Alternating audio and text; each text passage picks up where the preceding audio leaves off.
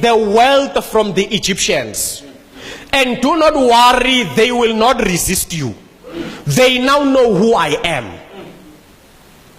Are you still with me? And so the Israelites did exactly that. And so what we find in the story of Israel is a combination of two things.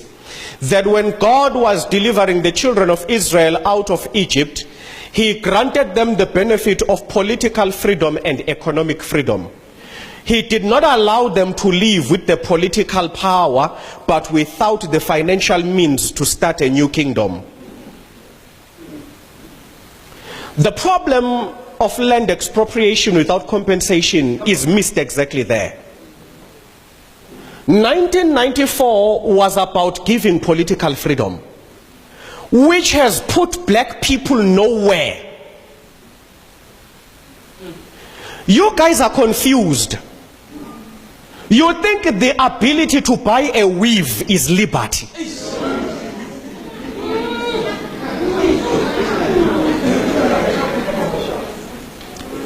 You think when you can walk into a dealership and buy a car, you are liberated.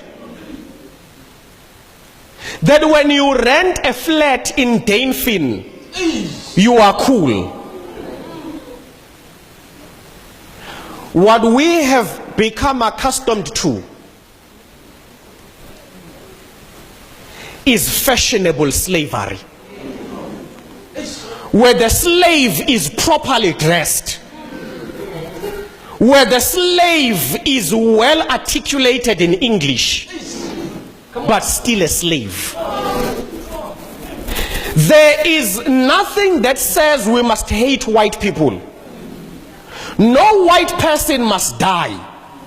But the Bible is clear. You don't get out of Egypt and still leave the Egyptians with the wealth that they used you to build.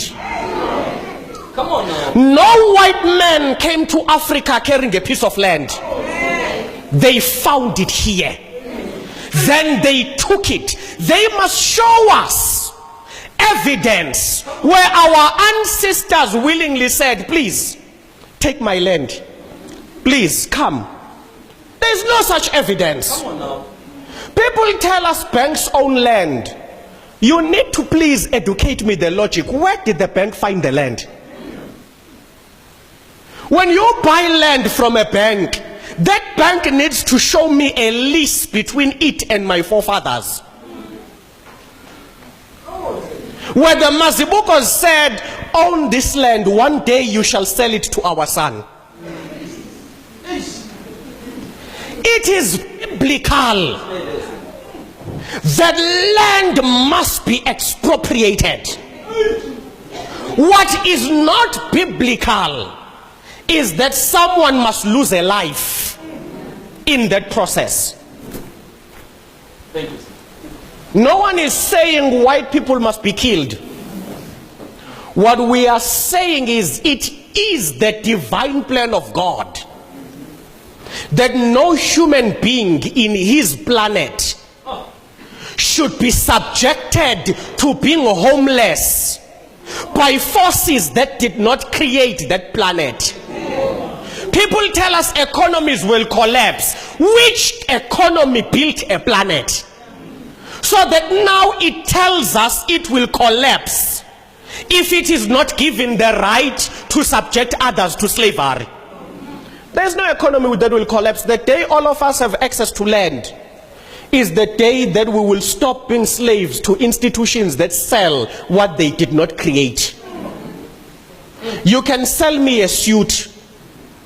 You designed it and then you stitched it. Can't sell me land.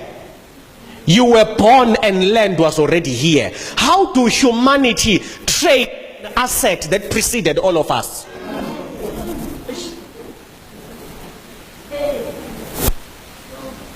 It is biblical that when you receive your political freedom, receive your economic freedom as well.